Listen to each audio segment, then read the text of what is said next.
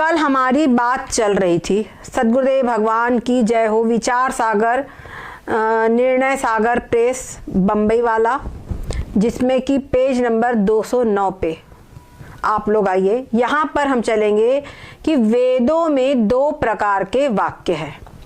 एक तो ऐसे वाक्य हैं जो किसी को कर्म में प्रवृत्ति कराने वाले हैं, और कुछ वाक्य ऐसे जो कर्म से निवृत्ति कराते हैं। ऐसे पहले एक उदाहरण आप समझ लीजिए, समझ रहे?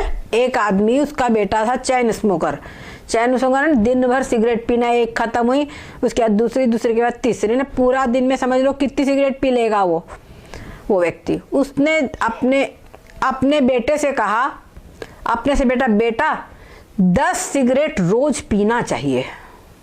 क्या कहा? 10 सिगरेट रोज पीना चाहिए। तो यहाँ पर जो उसने 10 सिगरेट रोज पीना चाहिए, स्वास्थ्य के लिए लाभप्रद होती है, ऐसा बोल दिया। तो आप बताइए, यहाँ पर पिता का अभिप्राय उसको 10 सिगरेट पिलाने में है कि जो 10 के बदले वो बाकी की सिगरेट है उसको छुड़ाने में है? बताइए। बाकी की जो है उसको छुड़ाने में अभिप्राय है ना। यही बात यहाँ पर समझनी है। यहाँ पर कह रहे हैं कि वेदों में 2 प्रकार के वाक्य है। एक तो कर्म की स्तुति करके, कर्म की स्तुति करना मतलब कर्मों की प्रशंसा करके कर्म में बहिर्मुख पुरुष को प्रवृत्ति करावे हैं।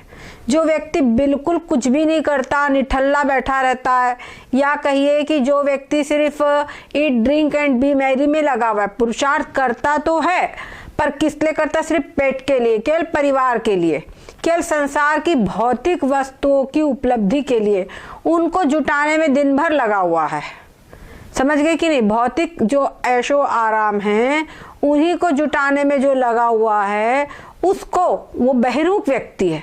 उस बहिर्मुख पुरुष को के लिए कर्मों की स्तुति करते, अरे ये शुभ कर्म करो तो तुमको ऐसा प्राप्त होगा, ये शुभ कर्म, तुम्हारे बच्चे खूब अच्छे पढ़ लिख करके बड़े आदमी बन जाएंगे, अरे तुम ये शुभ कर्म करो तुमको स्वर्ग मिलेगा, तुम्हारी सारे कार्यों के विघ्न हट जाएंगे, तुमको सब पूरी सफलता ही मिलेगी, संसार में तुम 1 नंबर के आदमी बन जाओगे, धनाढ्य हो जाओगे, आदि आदि। तो यहाँ पर उसको क्या है कि उसकी तो कर्म मतलब संसार के वैभव में उसकी प्रवृत्ति है ही है, तो उसी प्रकार से उसको प्रलोभन दे करके कर्म में लगाया जाना। ठीक है?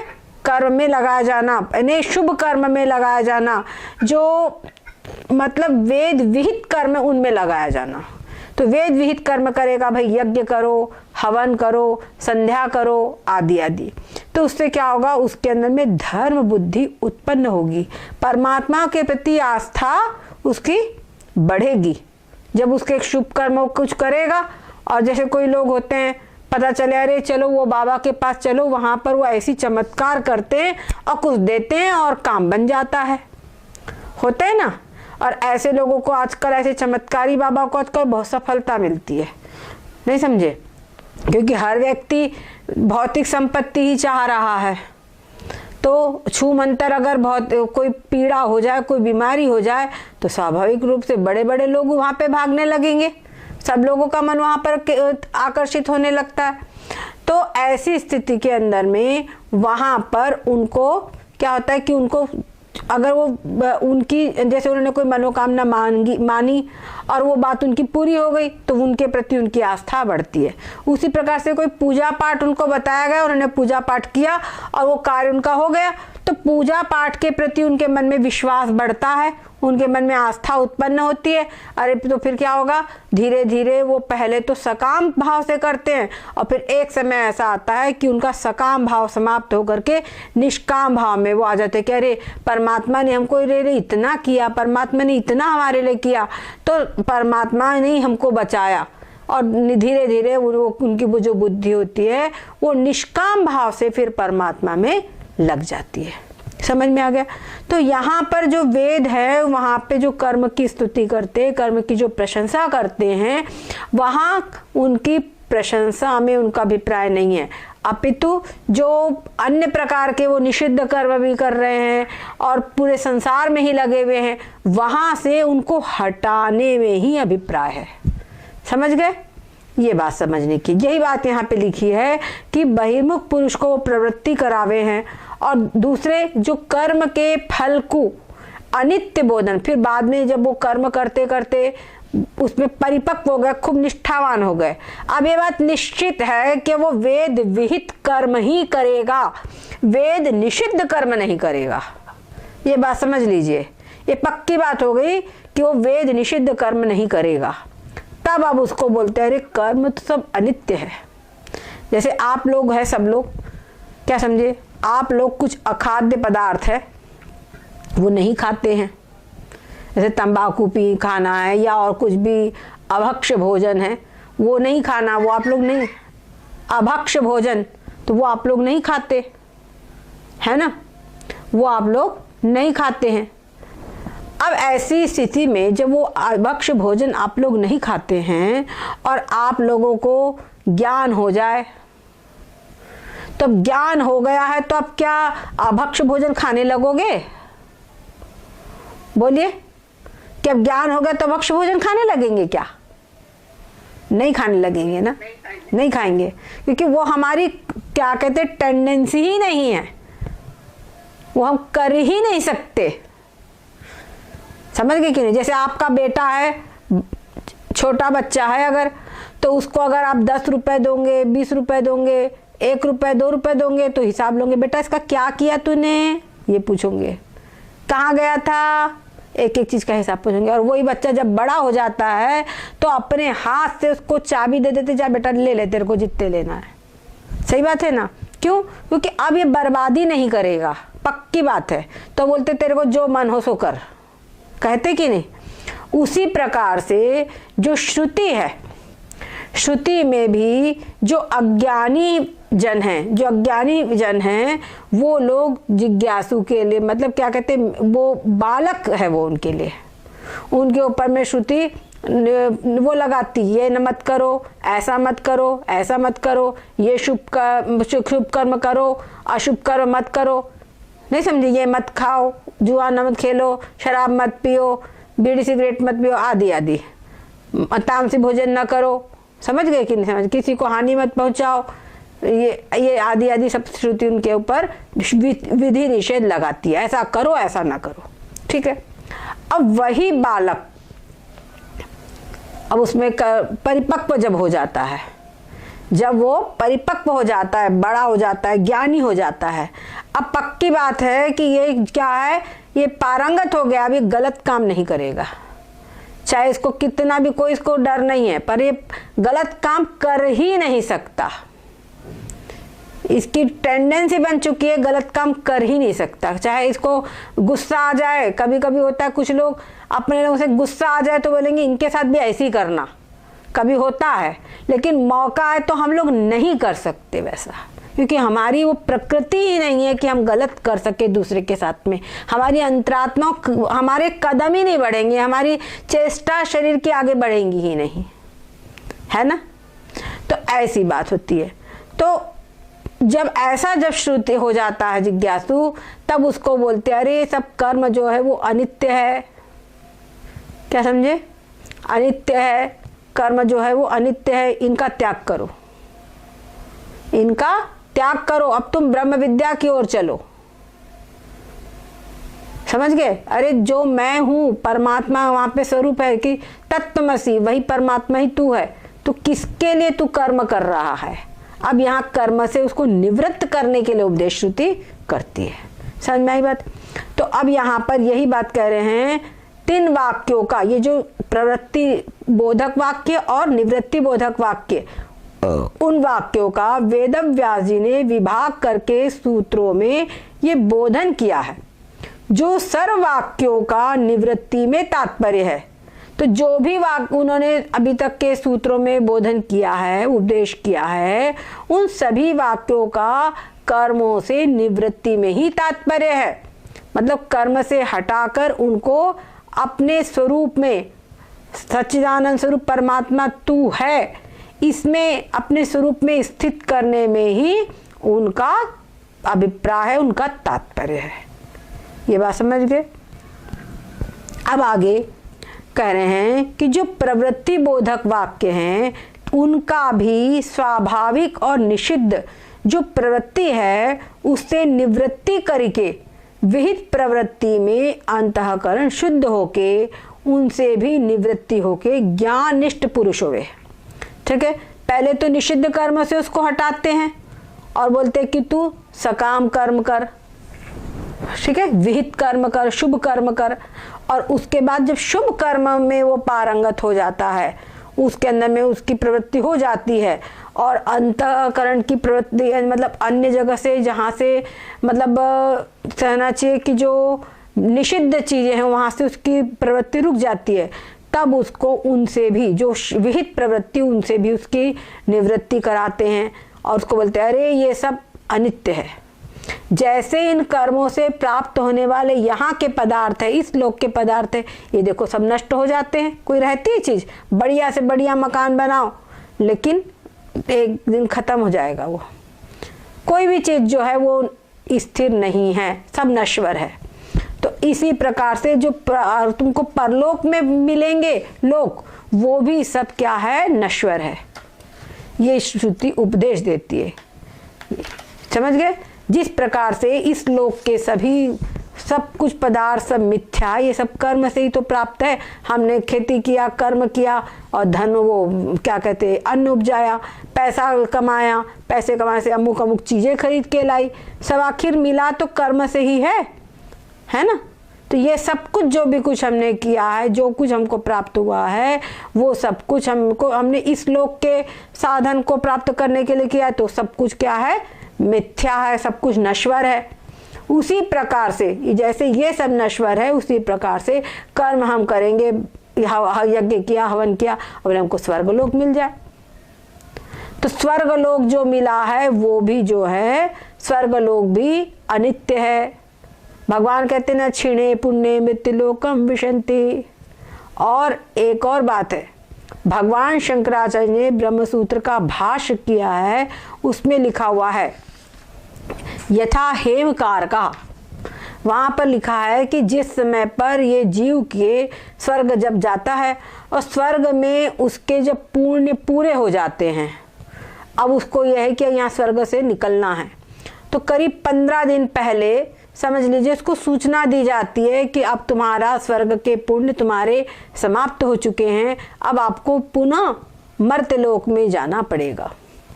तो वो सोचता है हाँ, मेरे ये इतने जो भोग है सब मेरे को ये सब छूट जाएंगे, इस स्वर्ग मेरा छूट जाएगा। इस बात से उसको इतना शौक लगता है और उसका इतना शौक होता है कि उस शोकाग्नि के द्वारा उसका जो स्वर्गीय शरीर है वो पिघलना शुरू हो जाता है और होते होते 15 दिन में शरीर ऐसा पिघल जाता है और बस पिघल करके वो समाप्त हो जाता है। और जो जीव होता है वो मृत्युलोक में आ जाता है, मतलब जैसे सूक्ष्म शरीर जो होता है वो यहाँ वहाँ चल जाता है।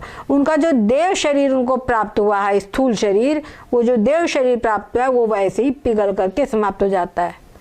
यहाँ पर क्या होता है कि शरीर रहता है, इसमें से प्राण निकल जाते हैं और उस शरीर का फिर अंतिम संस्कार आदि होता है। वहां पर कहाँ अंतिम संस्कार होगा, तो वहां पे यही व्यवस्था है। समझ गए कि नहीं समझ गए? तो बताइए कि ऐसा समझ करके ऐसा स्वर्ग, ये शरीर वहां पर ऐसा पिघलता है उस शोकाग्नि से, तो मेरे को तो लगता है जितना उसने भोग भोगा है, सुख आनंद, ये भयंकर कष्ट उसको मिला है कि नहीं? ये कष्ट तो वहां भयंकर है कि उस शोक से शरीर ही पिघल जाए, है कि नहीं? कितना भयंकर कष्ट है। जरा अपनी एक उंगली रखो कहीं आग के पास में तो क्या होगा, कितनी भयंकर पीड़ा होगी। मोम की तरह शरीर पिघलता है, यथा जैसे वो ओले होते ना, ओले ओस की बूंद, वो जैसे गर्मी मिलने पर, धूप मिलने पर पिघलते हैं, वैसे ही स्वर्गीय शरीर उसका पिघल जाता है और पिघल करके ही वो शरीर नष्ट होता है। तो ऐसा स्वर्ग है। जब ऐसा स्वर्ग है, ऐसा सुन करके आपकी इच्छा होगी कि उस स्वर्ग प्राप्त करे। बताइए, प्राप्त होने की मालूम होगी? नहीं होगी ना, सीधे दिमाग वहां से हट जाएगा, नहीं भैया मेरे को शुद्ध नहीं। फिर क्या चाहिए? हमको तो कुछ ऐसा चाहिए जो स्थायी रहे, है ना, हमको स्थायी चाहिए, ऐसा बोलते हैं। यहाँ पर एक चीज और बताइए, एक उदाहरण और दिया है हमारे यहाँ पर एक न्याय, ऐसे न्याय मतलब कुछ उदाहरण है, गुड़ जीवा न्याय कहते हैं उसको, गुड़ जीवा न्याय। उसके अंदर क्या, उसका मतलब क्या होता है, जैसे माँ, बच्चा है, छोटा बच्चा तो कड़वी दवाई नहीं खाता, तो माँ क्या करती है, एक उंगली में रखती है और दवाई के नाम से मुंह ही नहीं खोलता। एक दिन अगर उसको कड़वी दवाई खिला दी गई, दूसरे दिन मुंह ही नहीं खोलता, तो माँ क्या करती है, एक उंगली में लगाती है गुड़ या शहद कुछ लगाती है, गुड़ लगाई मीठा मीठा और उसको जरा सा चटा देती, तो सोचता अच्छा दवा ये तो मीठा मीठा है, तो मुंह खोल देता और पट्ट से कड़वी दवाई खिला देती है। अब वो तो गटक ले अंदर सब हो जाता है। इसको बोलते हैं गुड़ जीवा न्याय। तो ये कह रहे हैं अर्थवाद जो वाक्य है, जो हमारे शास्त्रों में जो अर्थवाद वाक्य है, वो कर्मों का फल बोधन किया है अर्थवाद के द्वारा, वो सब गुण जीवा न्याय है। वो गुण जीवा न्याय के द्वारा ही बोधन किया है। बच्चे पहले उनको बताते हैं अरे इस कर्म का इतना बढ़िया फल है तो तू कर्म कर। अब वो कर्म करने लगता है, तब उसको फिर बाद में जब उसमें परिपक्व हो जाता है, मतलब उसका जो पहले आलस प्रमाद है, जो eat drink and B Mary वाली बुद्धि है, वो सब समाप्त हो जाती है।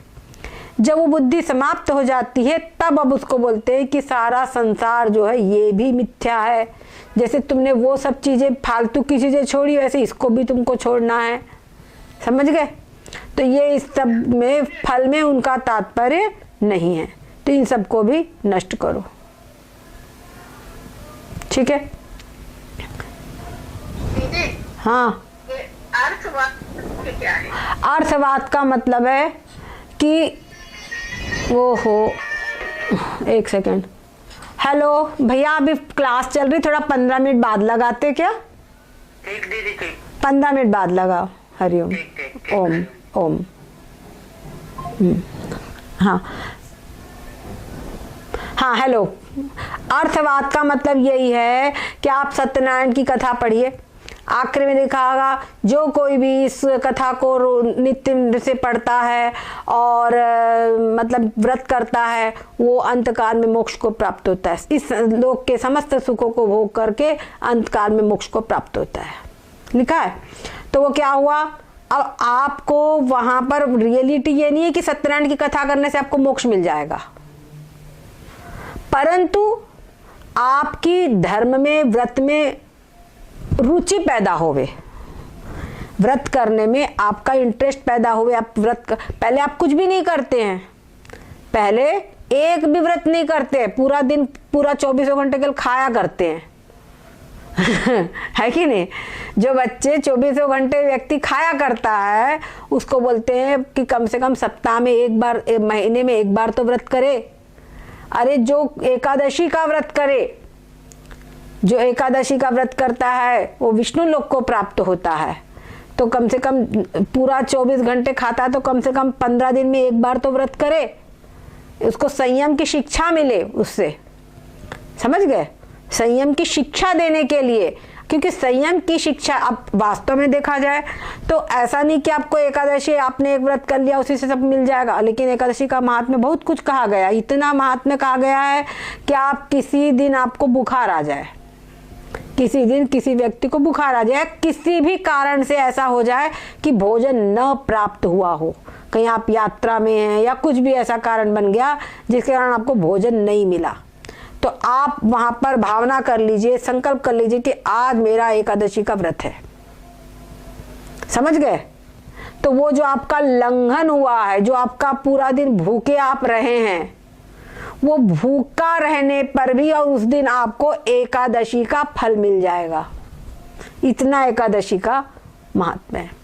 और एक बात बताएं, बृहदारण्यक उपनिषद में भी लिखा हुआ है कि किसी व्यक्ति को बुखार आ जाए, खूब कस के आई बात, बुखार आ जाए तो वो समझे कि मैं आग, जैसे वो एक होता है ना पंचाग्नि तापते हैं, तो उसके अंदर में क्या होता है, आगे पीछे दाएं बाएं चारों तरफ आग रखते हैं और सिर के ऊपर भी आग रखते हैं, और वो आग रख करके वो भगवान का जप करते, तप करते हैं। तो वो समझ ले कि मैं पंचाग्नि ताप रहा हूं, मैं तप कर रहा हूं। वो बुखार के अंदर में शरीर में जो जलन होती है कि नहीं, तचन, उस तचन को ये संकल्प कर ले कि मैं पंचाग्नि ताप रहा हूं और बस भगवत चिंतन करता रहे, तो उसको पंचाग्नि तापने वाला फल उसको प्राप्त हो जाएगा, क्योंकि अब उसने भावना उसकी बदल गई है। समझ गए? उसकी भावना, एक होता है कि खाना नहीं मिला, अरे भोजन नहीं मिला, भोजन नहीं मिला, एक ये वृत्ति है, और एक कि आज मेरा व्रत है तो हम खुद नहीं खा रहे हैं, भोजन सब कुछ रखा है पर हम खुद नहीं खा रहे। दोनों में आपकी मेंटेलिटी में अंतर होगा कि नहीं होगा? समझ गए? यही बात यहाँ पे। तो जो कहा गया है ना, मैंने बताया कि पूर्णिमा के दिन इसका ये इतना फल, हर चीज में आपको लिखा मिलेगा, इससे मोक्ष मिलेगा, इससे मोक्ष मिलेगा। तो ऐसा नहीं कि डायरेक्ट उससे मोक्ष मिल जाए, लेकिन आपको प्रवृत्त करना, कम से कम इतना करो। जैसे डॉक्टरों के पास जाओ तो डॉक्टर बोलेंगे ये दवाई 3 दिन खा लेना ठीक हो जाओगे, फिर अपन जाओ 3 दिन, थोड़ा सा अंतर पड़ा है लेकिन पूरा ठीक नहीं हुआ तो 5 दिन और खा लो, फिर 5 दिन बाद अभी भी है थोड़ा, अच्छा इसको आप 1 महीना खा लो। हमारे साथ ऐसा हुआ एक दिन, तो हमने डॉक्टर का पे आपने फिर बोले, पहले बोले 1 सप्ताह खाना, फिर बोले 1 महीना, फिर हमने 1 महीना खा लिया, इसको 3 महीने इसका कोर्स है पूरा कर लीजिए। तो मैंने कहा आपने 1 महीने कहा था, हमने कह दिया। तो डॉक्टर साहब कहते हैं अगर हम एकदम से बोलते तो आप घबरा नहीं जाती ये वाली बात है। तो वैसे श्रुति भी एकदम से बोल दे, अरे उससे मत तो प्रवृत्ति ही नहीं होगा, करेगा ही नहीं, है कि नहीं? वो करेगा ही नहीं, और ऐसा लगता है कि अच्छा इतने से जो हो जाता है तो चलो हम करें। समझ गए? इसी का नाम है अर्थवाद। समझ गए? इसी का नाम है अर्थवाद। मतलब उस चीज का इतना गुणबखान करना कि उसकी प्रवृत्ति उसमें हो जाए, और फिर उसको धीरे धीरे आगे और कठिन, फिर वो व्यक्ति सोचता है कि जब इतना हमने कर लिया तो अब तो उसकी फिर हिम्मत बन जाती है। पहले हिम्मत नहीं बनती, 1 दिन का व्रत करने की हिम्मत नहीं बनती किसी की, नवरात्रि की तो क्या सोचे। फिर अगर लगातार 2 दिन उपास कर लिया तो उसको लगता है जो 2 दिन में रह सकता हूँ तो मैं और रह सकता हूँ भूखा, उसकी नवरात्र व्रत करने की हिम्मत बनती है, फिर धीरे धीरे उसकी हिम्मत बढ़ती जाती है ना। तो इस प्रकार से उसको बहुत प्रलोभन देते रहे बच्चे को। अरे जैसे अपन को चलना है, छोटा बच्चा अपने साथ में हो और अपने को अच्छा दूरी का रास्ता तय करना हो तो कहते अरे बस 2 मिनट का रास्ता रह गया, अरे 5 मिनट का रास्ता रह गया। समझाते ना, ये अर्थवाद है।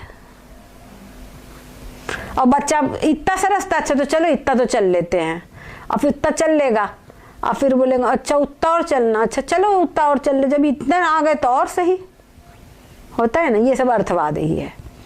उसको एकदम समझा के एनकरेज करना है एक तरीके से, नहीं समझे? उसको एनकरेज करना है, एनकरेज करके उसको लक्ष्य तक ले जाना है। और एकदम से बोल देंगे कितने किलोमीटर तो जाएगा ही नहीं, ये वाली बात है। ठीक है, तो यह अर्थ फल में तिनका तात्पर्य नहीं है। यह अर्थ सूत्रों से व्यास जी ने बोधन किया है। इस अर्थ को सूत्रों से जान के पुरुष की सकाम कर्म में प्रवृत्ति होवे नहीं। ठीक है, जब ये समझ लेता है बाद में कि अच्छा ये बात है, अब हम आपको समझा दे रहे हैं अभी, पर यही बात अगर मान लो कहीं बचपन में समझाई जाती तो समझ में आती क्या? तब नहीं समझ में आती। यही बात है। अभी आपके पास में कोई छोटा बच्चा आएगा तो आप भी उसको इसी प्रकार से ट्रिक से समझाओगे, है ना, वो वाली बात है। तो इस प्रकार से जैसे सूत का जाल पुष्पों को कांटों से निरोध करता है, मतलब अलग करता है, एक वो जाल बनाई तो क्या हुआ, उस कांटों से पुष्पों को अलग करता है, उसी प्रकार भगवान वेदव्यास जी के जो सूत्र है वो सकाम कर्मों का विरोध करते हैं, इसीलिए वो जाल रूप कहे गए हैं। ठीक है, वो जो सूत्र, उनके जो ब्रह्म सूत्र है, वो सूत्रों को उन्होंने जाल रूप कहा है कि वो सब क्या सकाम कर्मों से उनको अलग करके निष्काम कर्म की ओर प्रेरित करते हैं, और अंत में क्या होता है, अपने स्वरूप, अपने आत्मा में स्थिति, यहीं पर उनको पहुंचाते हैं। ठीक हो गया, ये बात आज हमारी पूरी हो रही है। अब इसके बाद में हम ये कहेंगे कि किसी को कुछ पूछना हो तो पूछ लो, क्योंकि अब जो नया टॉपिक है वो नया टॉपिक हम कल से चलाएंगे। ये अग्रदेव का स्वप्न वाला बताया आपने। पेज नंबर 210 209 पे शुरू हुआ है लास्ट में, और 338 अंक 338।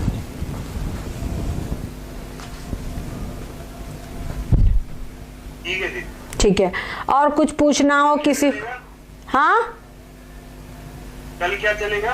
कल चलेगा 339 339 ठीक है।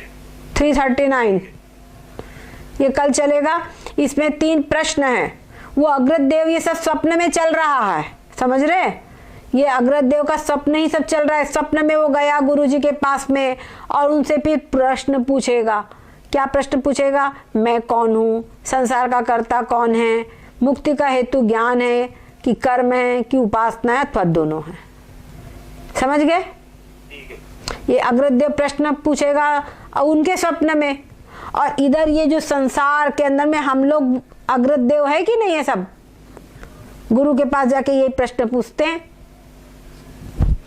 ठीक है, बस